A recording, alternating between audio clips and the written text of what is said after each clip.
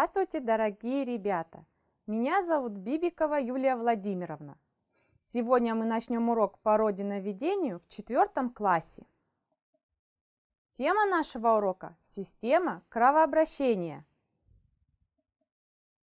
На уроке мы с вами узнаем, как же работает сердце и кровеносные сосуды. Познакомимся с движением крови по организму и ее составом. Повторим правила здорового образа жизни. Желаю вам удачи! Ребята, сейчас я вам загадаю загадку. Внимательно ее прослушайте и дайте мне ответ, о чем в ней говорится. В организме есть река. Та река не глубока, носит клеткам кислород, кормит ткани круглый год.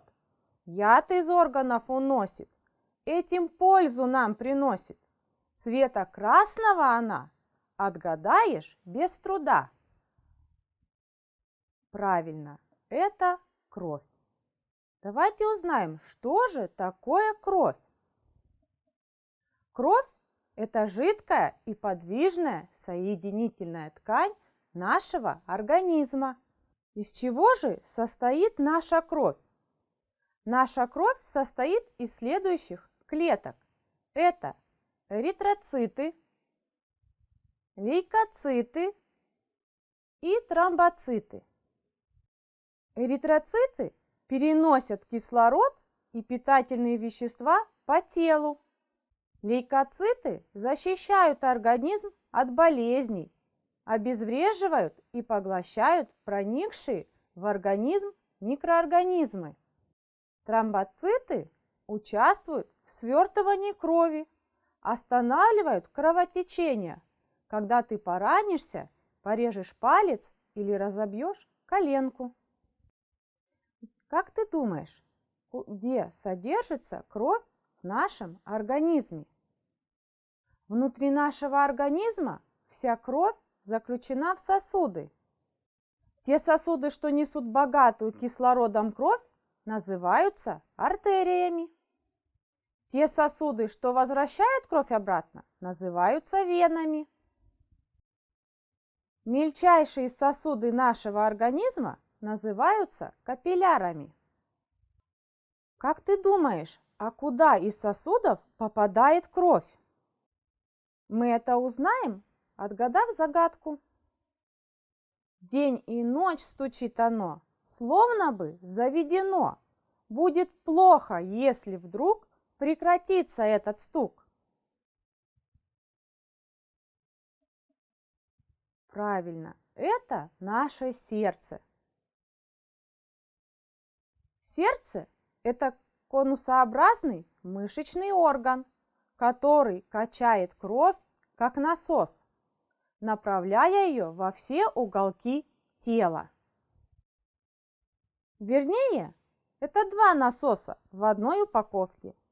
Левая и правая половины наглухо отделены друг от друга. В сердце 3 слоя ткани.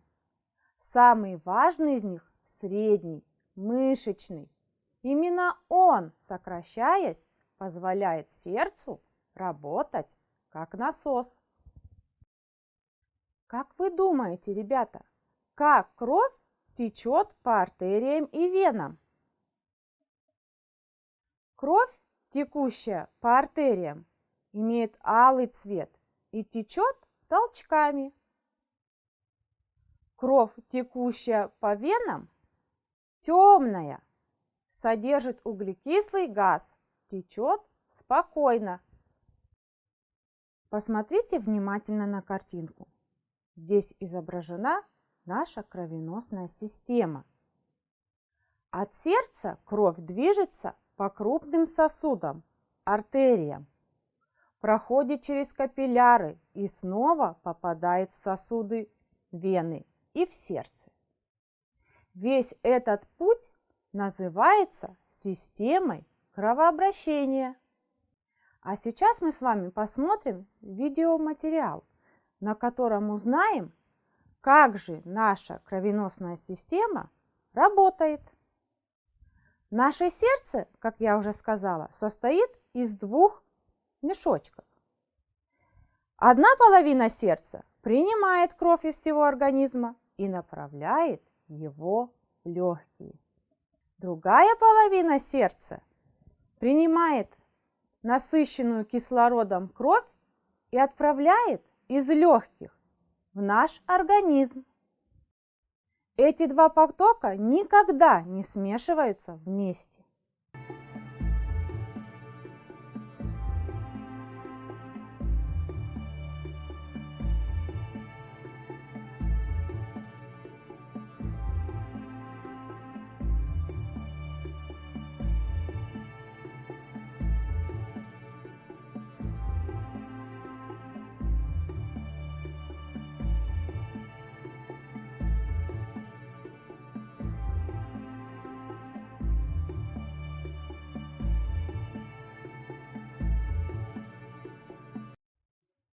Ребята, просмотрев видеоматериал, давайте подведем итог.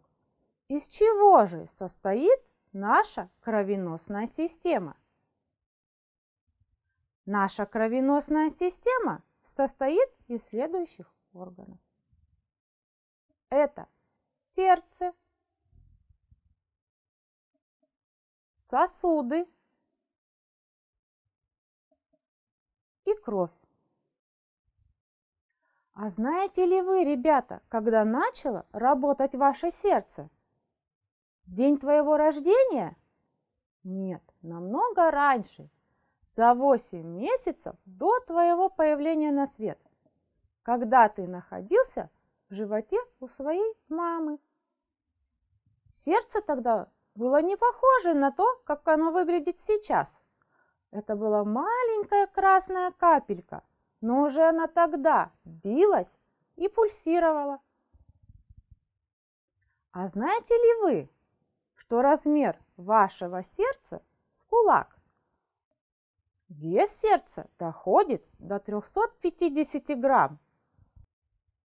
В 1 минуту сердце перекачивает 4 литра крови.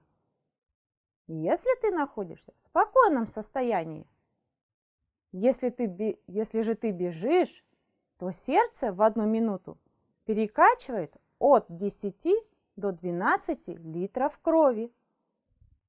За сутки сердце разжимается и сжимается 100 тысяч раз. Ребята, пульс взрослого человека в минуту 60-70 ударов. Пульс ребенка 90 ударов в минуту, а пульс новорожденного малыша 140 ударов в минуту.